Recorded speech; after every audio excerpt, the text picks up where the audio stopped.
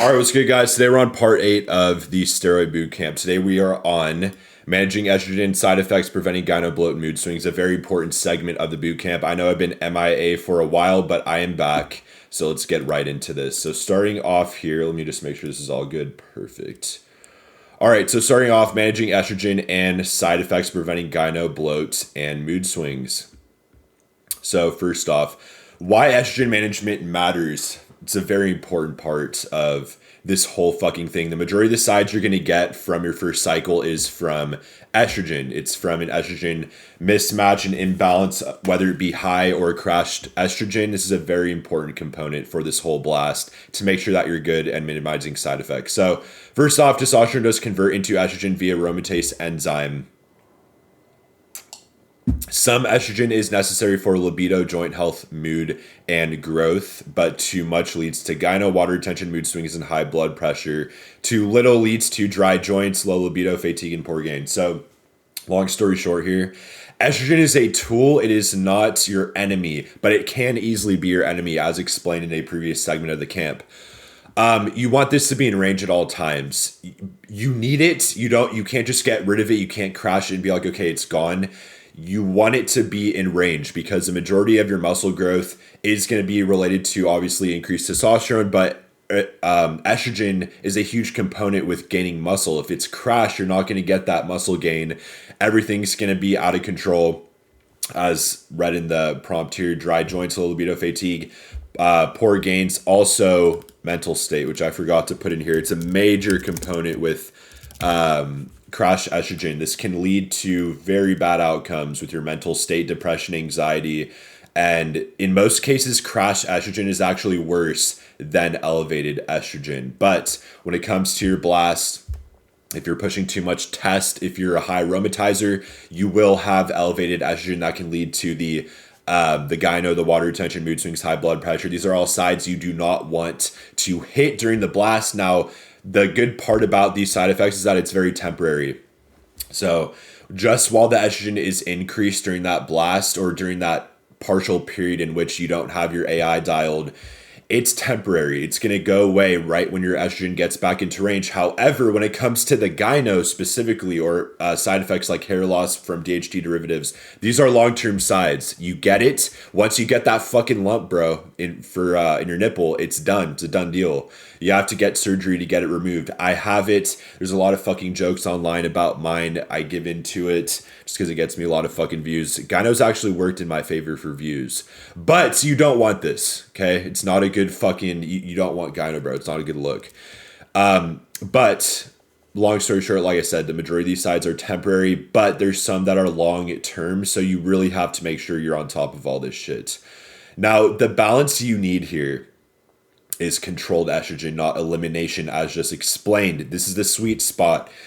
A stable mood, strong libido, no gyno signs, and normal BP. So if you crash your estrogen, ED hits, you know what I mean? Low libido, you're not going to find interest in females. It's going to be a shit show. Your mood's going to be all over the place. But when it's in range, this is when you have a smooth sailing experience with the blast. You don't have any side effects, really. If you're pushing a low dose test, you're not really going to be running into many sides at all, as long as your E2 is in range. Now, keep in mind, overusing AIs is counterproductive, and AI is an aromatase inhibitor. It's counterproductive. AIs are very toxic. A lot of people just pop this shit like candy. I've explained this shit before in a previous segment of the camp. Coaches will literally put their clients on AIs just as a part of their base protocol without even getting their fucking bloods done, without knowing if they're a high aromatizer or not. They'll just give them a protocol saying take Arimidex twice a week and you're going to be good right when you start the cycle. This is an absolute fucking mistake. Okay?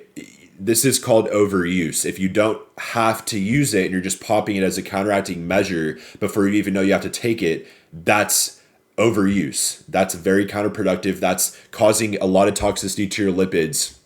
It's going to fuck up your bloods, and you most definitely might not, but chances are you're going to crash your estrogen doing this, and you're not going to get your gains. If you crash your estrogen, you're not going to be gaining muscle. It's going to be counterproductive. Now you're taking a blast on top of an AI and not getting any fucking results. So you're putting your body through crazy amounts of stress when you don't have to.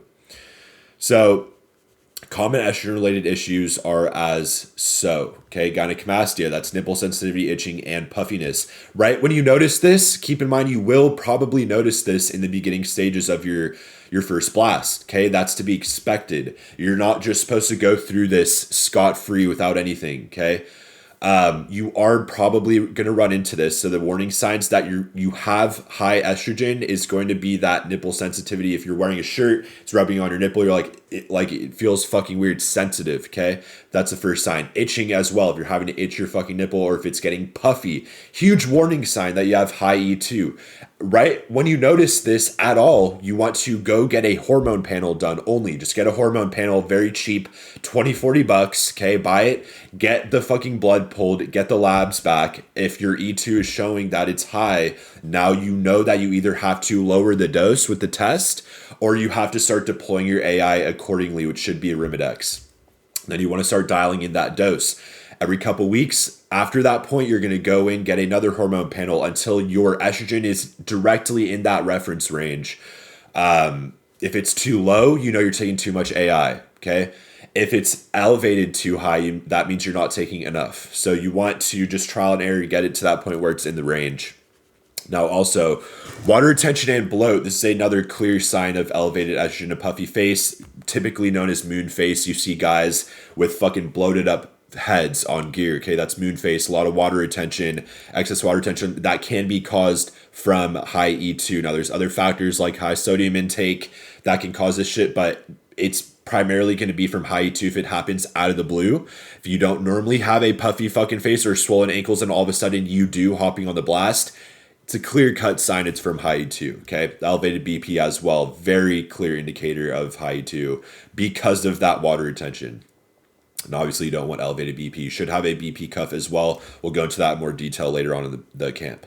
Now, mood swings as well, irritability, anxiety, emotional crashes, very typical, okay? Think about a girl on her period having issues with their hormones, okay? This is literally what's happening to you as well. If your estrogen is going up and down, your testosterone is going up and down, this is going to cause hormone fluctuations. These are your hormones. They are fluctuating. That's why they're called hormone fluctuations, okay? And this can cause massive mood swings. To the point where sometimes you're uncontrollable, you're fucking crying randomly, you're roid raging 1 second, you're fucking irritable 1 second, you're happy as fuck 1 second, anxious, panic attacks. This shit is caused from high E2 or crashed E2. So keep that shit in mind. High BP, often linked to fluid retention. So obviously you don't want high blood pressure. Very bad for your health, can be very disastrous if left untreated, which is why you need the cuff. And ED can result from both high and low E2. So that's an issue you never want to run into, okay? Run into it myself. A lot of people I know have run into it. It is not fun when this shit happens. So you want to make sure that your E2's in range. Now, the majority of people are taking a blast to get a girl in the first place. What happens when you get that physique, but your E2's all over the place, you're not managing sides, you finally get the chick, right? And you can't fucking perform. That's not a feeling that anyone should want to feel. So make sure that this is in range at all times. Now, these are the tools to control your E2, okay? Like I said, step one is going to be lowering the dose. Now, this is going to be if you're taking TRT specifically. If you're taking TRT, testosterone replacement therapy, also as HRT, hormone replacement therapy, you want to make sure that you're not having to take an AI. A lot of clinics will literally put you on a fucking test prescription, okay? And they'll prescribe you an AI as well on top of that for TRT, bro. Okay, when you're taking TRT, you should not be taking AI, okay? TRT is a long-term option for you to take. It's an alternative instead of having to have low T naturally, okay? You shouldn't be taking an AI when it comes to TRT. You should be taking a dose that's very low to the point where your testosterone is in an optimal range. Okay, it should like a semi-natty optimal range, but you should not be having to take an aromatase inhibitor. That means you're taking way too much. But this is for a blast specifically. So a lot of people won't have to take an AI. Majority of people will. Some people won't. Some people are not high aromatizers, which means they're not going to aromatize that test into estrogen as much as others. I personally am a very high aromatizer, which means I convert that test, even if I take a low dose, 200, 300, my E2 is already high. It's out of range. A lot of people are like this, which means that you have to take your aromatase inhibitors. You have to have it on hand before, even if you aren't a high aromatizer, before you get the bloods, or before you start this blast and get your first set of bloods done on the blast, you should already have a preset of bloods done. You have to make sure that you have these because you don't know how the compound's going to react in your system specifically, which is why you need to have it on hand. It's better to be safe than sorry, okay? So the first option is going to be an anastrozole. I'm going to get a quick sip. Anastrozole is known as Arimidex. Most common option that you're going to be taking here, okay?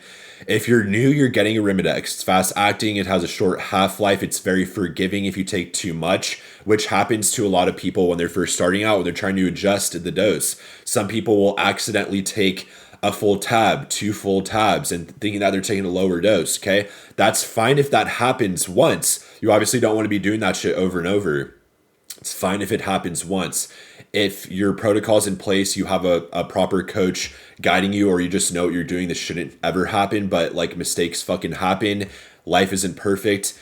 And anastrozole is forgiving, okay? If this does happen, if you fuck it up in whatever way, you'll rebound back very quick. Very short half-life on this compound, which is why it's amazing for new users while you're figuring this shit out. Letrozole. No one should be taking this shit. I put it on the list specifically for that. I'm going to write here, do not take, okay? Because this is a very potent AI. And the only reason I've seen people even utilize this fucking compound, I've never utilized it, is for a show. To dry out last second for a show, this is a very potent fucking compound. It will crash your estrogen. Under no circumstance will this not crash your estrogen. So when you're taking Letro, okay, you're basically telling yourself, I'm going to crash my estrogen. You don't want to fucking do this. Like it says, emergency use only, but you shouldn't take this at all, okay? If it's a massive emergency, okay, and your estrogen is at like fucking 500 or some shit, then maybe. But if you have Arimidex, you just take a few more fucking tabs of Arimidex or just double your dose until it gets back into range. If it's too high in general, you're doing something massively wrong. So just don't use Letro at all. When you crash your estrogen, it's going to be a lot worse than having high E2. Okay, it can get pretty fucking bad. Aromacin is lighter on sides. Okay, Arimidex, keep in mind, they're all fucking toxic, but it's going to be lighter on your lipids than Arimidex. So Aromacin is going to be your second option, okay? It's going to be your second option here. It's, again, gentler. It's lighter on fucking sides. It is this word inhibitor, so it will definitely lower your E2 a lot more than Arimidex. But there's also a longer half-life on this compound. So there's pros and cons to it. There's a trade-off, okay? For new users, always go Arimidex because it's more forgiving. Aromacin, when you're more advanced, you already know how to properly run your AIs, how to trial and error to get that dose in a range. Now you can move on to Aromacin, a lot more mild on lipids, which is prioritizing your health. However, it's more volatile. It can crash your estrogen and will stay crashed for a long time. So this is only for more advanced users. I personally take Aromacin. I don't even fuck with Arimidex anymore. But when you're new, you take Arimidex, okay? Everyone should be doing this. I started taking Arimidex for the first fucking year. So that's what you want to do. Now, the next option, okay? These are all your mains, except for Letro. This is not your main at all. I'm going to strike that shit. Anastrozole and Aromacin are going to be your two solid choices. Now, these options as well also will reduce your estrogen, but keep in mind these are SERMs. These are to be taken in a PCT context. So tamoxifen, aka Nolvadex, blocks estrogen at breast tissue, effective against gyno, but this is during a post-cycle therapy, okay? I wouldn't be taking this shit during a blast. This is only to take after a cycle is done, combining with a compound like enclomiphene, some type of Clomid, to boost LH and FSH, and then HCG as well to preserve your fertility, to just stimulate your testicles. We'll go over that in a future segment. But this also does work to block estrogen. So this is another fucking option, but you shouldn't be taking that during the blast. Now, note, this does not lower estrogen. It only blocks its effect in certain tissues. So that's why it's really good to deploy during that PCT. All right, let's go to the next part here. Monitoring and adjustment. So Very important shit right here. Your mid-cycle bloods are required. You want to make sure that you have that E2 test. During the mid-cycle bloods, you should be getting everything, okay? You should be getting your hormone panel, your full hormone, your CMP, comprehensive metabolic, CBC, complete blood count, your lipid panel. You should be getting everything during that mid set of bloods to make sure that you're on top of all your biomarkers. As a part of that hormone panel, there's going to be an E2 sensitive test. If it's not included, make sure you're getting the right fucking test, whatever source you're going through to get the labs. Make sure that you're getting estradiol on there. It's going to be a part of any hormone panel you get. So make sure you get the hormone panel always when you're getting your labs, especially during that first part of the blast when you're getting your bloods every couple of weeks, specifically the hormone panel to dial in the AI dose. You want to make sure you're always getting this, okay? You want to adjust your AI dose only if your blood work confirms you have high estrogen or if symptoms are consistent and persistent.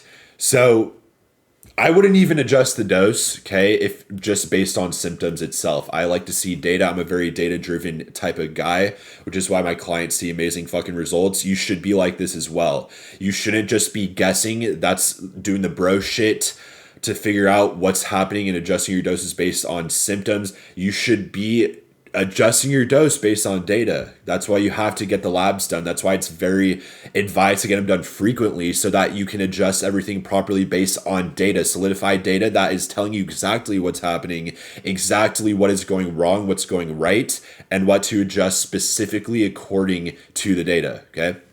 It's the best way to do it, to make sure that you're doing everything properly and not guessing. Guessing is where you fuck up, okay?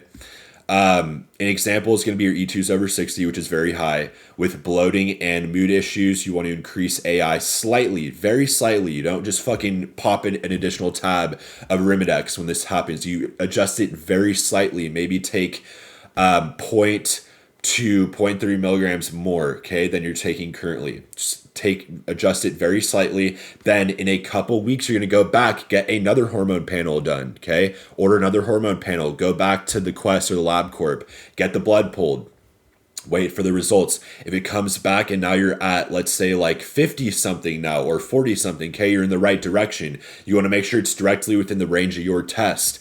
And then once that's in range, you're gold. You know that you have the perfect dosage for that specific test dose. Now, when you ramp up the dose, you'll know how to properly ramp up the AI as well in accordance to that. You have the exact amount sitting in front of you, milligram per milligram, for the test and the Arimidex. Now it's just simple math to make sure that you're adjusting that accordingly when you ramp up, okay? The first cycle is always going to be just getting the shit in range, dialing in everything so that your future cycles are a breeze and you get really good results without having to worry about these sides. Okay, signs of low estrogen, again, joint pain, low libido, fatigue. Okay, very straightforward there. So general side effect management, very important when it comes to acne. Okay, these are separate sides now.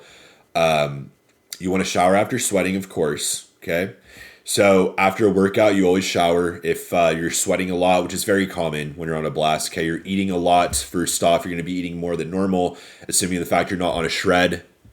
If you're on a shred, obviously, you're not going to be eating that much, so you're probably not getting those sweats, but you still will sweat after workout. Always shower after massive sweating and maintain your estrogen balance. Of course, hormone fluctuations will lead to acne. It can lead to acne. Not necessarily will, but it can lead to it, of course, okay? Benzoyl peroxide wash is going to be great as well for acne. It's just preventative measures you can take to ensure you're not getting this shit. Some people are very prone to acne, okay?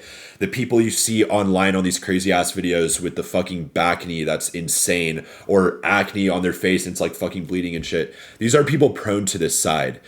I never was prone to acne. I never got acne from my cycles. I also never got hair loss, okay? I got very lucky in these genetic departments. Some people aren't as lucky, okay? They lose their fucking hair very fast from a cycle. They get crazy acne, so you have to be on top of what you are genetically prone to. If you notice acne at all, pushing a low dose of test, you know that you're most likely genetically prone to this, and the more you push, the more compounds you add, the worse it's going to get. So you want to dial that shit in now during the first blast, so that future blast you don't run into this problem, okay? Finasteride, dutasteride, great options also to prevent this shit from happening. Hair loss specifically, not for acne. Okay, so hair loss, consider DHT blockers, finasteride if genetically prone. Monitor for sexual side effects as well with the DHT blockers. Okay, so hair loss is going to be specifically taking DHT derivatives. I've seen guys get a lot of hair loss from test only. These are guys that are very genetically prone, but most people won't get a lot of hair loss. Specifically, though, from DHT derivatives like mast, a little bit of VAR. Okay, these types of compounds will cause hair loss, massive hair loss. I've noticed it on myself too, and I'm not genetically prone. So you have to make sure when you're taking a DHT derivative, you have this in place. The last thing you want to do is lose your hair. Okay, a lot of people don't want that shit. Some people like the bald look. I personally don't want to lose my fucking hair, bro. So you have to make sure this is in place. High BP as well. You want to make sure you track with a cuff 3 times a week. Get the cuff from CVS, from Amazon. Very fucking cheap and very crucial. Reduce sodium. You don't have to remove all sodium. That's a very bad idea, but you want to reduce it. Okay. When you're looking at foods nowadays, that it's processed garbage. Anything you eat when you're going out to fucking eat at a restaurant, even if you think it's healthy, it's not. Okay. There's grams of sodium in that shit. There's grams of sodium in everything that you're eating. Unless it's strictly organic from an organic market or some shit. Okay. There's going to be a lot of sodium. It's very difficult to reduce your sodium nowadays, but you have to make sure you're on top of your nutrient facts and whatever the fuck you're taking, just to make sure that you're not consuming too much sodium. Too much sodium means excess water retention, which means elevated blood pressure. So you don't want to be taking too much sodium, okay? Add cardio, of course. Make sure that you're doing as much cardio as possible. You don't want to overdo it, but most people will just completely avoid doing cardio, and you can't do that shit. You have to do cardio to make sure that your cardiovascular system's in check, your blood pressure's in check, and you're managing your water balance in general. So this is very important shit, guys, because BP is a silent killer, and a lot of guys will just go along their journey, okay, with gear. Might take a year, might take 2 years, might take 3 years. They're fine without cardio, but eventually it's gonna catch up to you, bro, if you're not doing the cardio. So make sure that you're on top of this. BP will fuck you in the long run, okay? Sleep issues and night sweats. You want to improve your sleep hygiene all around, okay? Check estrogen and blood pressure levels always. You don't want to run into sleep issues. Sleep is a major part of gaining muscle, making sure that you're fully recovering properly to train the next day, making sure that you're optimal with your all your values and shit. I personally have a Whoop. Just got this shit. It's amazing. I highly advise that you guys get something like this, an Oura Ring, a Whoop. It's amazing. It's amazing technology that we have now that monitors this shit to make sure that you have optimal sleep values, to make sure that you're getting that proper recovery time and that you're doing what you have to do to ensure that you're getting that optimal sleep. Sleep is so fucking important. We're going to be going over that in a future segment as well, but you have to stay on top of this. Don't just neglect sleep. Don't get like 3 to 4 hours of sleep and assume you're going to get good results. You get the results during the period of time that you're sleeping, in that deep sleep, that REM sleep. Okay, that's when you're growing. That's when your body's recovering and repairing the tissue, allowing you to gain muscle. So sleep is so fucking crucial. Now, doing the key takeaways here. Do not aim to eliminate estrogen, aim for balance. These are the most important parts of this, okay? Do not eliminate the estrogen. A lot of people will think that you just like fuck estrogen, right? High estrogen means sides. I'm just going to crash it. Don't do that shit. You're going to learn the hard way why that's a horrific idea, okay?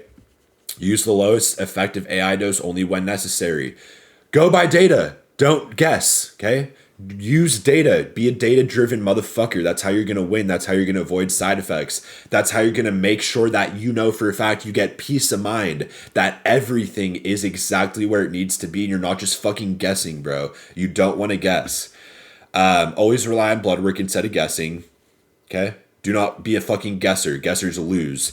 Now, the main part of this shit right here is I always do in these. Side effect management protects health first, and then it maximizes gains. All right? Because health is always the most crucial part of any cycle you run. If you're not healthy, you're fucking up. And if you fuck up your health, like, what was the purpose of getting the gains? Because now you're going to have to deal with massive health consequences. You're going to lose the gains first and foremost. Second off, you're going to have to deal with potentially life-threatening variables in your future that you shouldn't have to run into. Okay, gear's a great thing to deploy if you do it the right way. I ran to this saying, invest in your wellness on a blast or pay later in illness. That was an amazing saying that I came across because it's so fucking true, bro. If you do not invest in getting this protocol right, in your wellness, in your health right now during the blast, you're going to pay later in illness. So it's like, what do you want to do? You want to cheap out now? You want to be a fucking cheapskate and just get the test, get the vial test and a needle and just hope everything goes well? Or are you going to make sure all this shit's in check, do the proper research, do what you got to do, follow these steps? Okay, I know the blood work sucks, getting the BP cuff sucks, doing all this shit is annoying. I know going to get your bloods done every couple weeks in the beginning is fucking annoying. I understand this shit, okay? But you want to do this now instead of having to fucking deal with that shit later and pay tens of thousands of dollars to get things fixed that you fucked up early on. You will pay later in illness if you don't focus on this shit now, okay? So please make sure this is in check, all right? Now, this segment of the boot camp, a very important one, which is managing estrogen insides. Our next segment is going to be monitoring your health markers while on, when and what to test, another blood work section, very important. I'm going to try to pump out this series very fast, guys. I know that it's been about like 10 days since I filmed the last one. I'm going to try to just pump these out like every other day for you guys so that we can kill this shit out and then move on to bigger and better things. So if you guys like this shit, like and subscribe. As always, I'm going to be dropping this shit hot. Stay tuned. And I will see you guys in the next one. Peace.